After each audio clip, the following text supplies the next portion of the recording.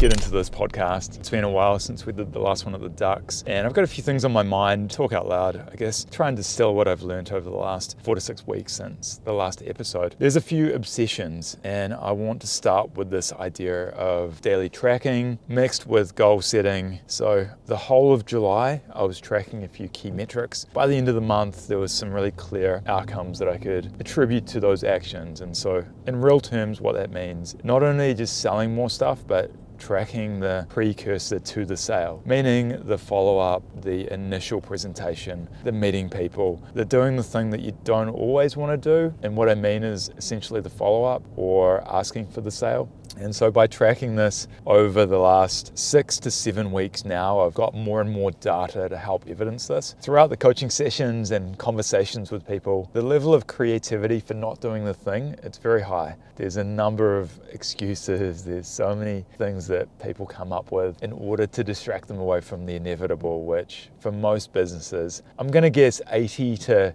90%, they are demand constrained, meaning they can take on more sales, they can take on more customers. There's not that many that are supply constrained. And so really simply put, talk to more people, do more things, have visibility over what your daily actions are. Because I think as soon as you start getting into a weird cadence of every second day I'm going to do this, or every 3 times a week or whatever, it just gets out of control and it's so hard to keep a track of. So daily tracking, key actions. That's it. That's the episode, buddy. That's what I really want the meat of this to be. And I guess now on to other topics / what exactly we are doing. We've spotted the Norm Mackenzie billboard, which is always quite fun. We're off to go pick up some furniture for the new office, which I'm really hoping is a simple job to assemble this cabinet. Set on the details that some assembly may be required, but I'm hoping it's not a complete flat pack. So we'll see about that. The new office is coming together nicely. The shift of dynamic from going from the loft to that's been really good, really positive. The feedback's been really good from clients and any meetings I've had there. Last podcast episode was well received with Jaden. That was cool. We've got a few more scheduled. Yeah, it's just ticking away, the podcast. It's been almost 4 years now, which is interesting. As of the 25th of August, it will be 4 years. So that's pretty cool. You know, that's a lot of episodes. That's a lot of conversations. It's a lot of learning. It's a lot of iterations on the concept, timing, production style. Things are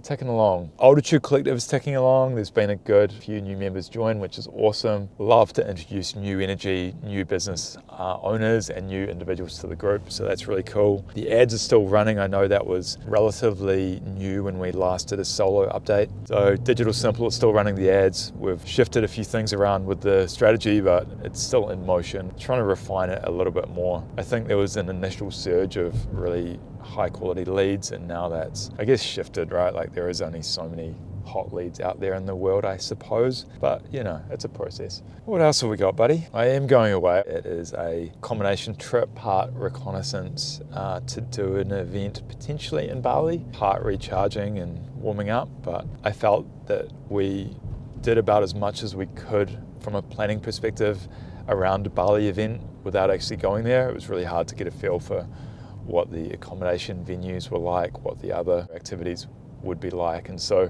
long story short, booked a trip to Bali, go check out some venues and just get a feel for the place and see if it would be a worthwhile thing to put on an event in Bali. I'm in mixed minds, so it'll be really interesting to look back on this video, because you see the content out there around Bali and a lot of it's really good, really positive, really beautiful, really polished, but then there's also this emerging wave of just absolute chaos, heavy concentrations of tourists. It's just such a dichotomy of beautiful versus not so beautiful. So we're going to find out, but let's go get that cabinet.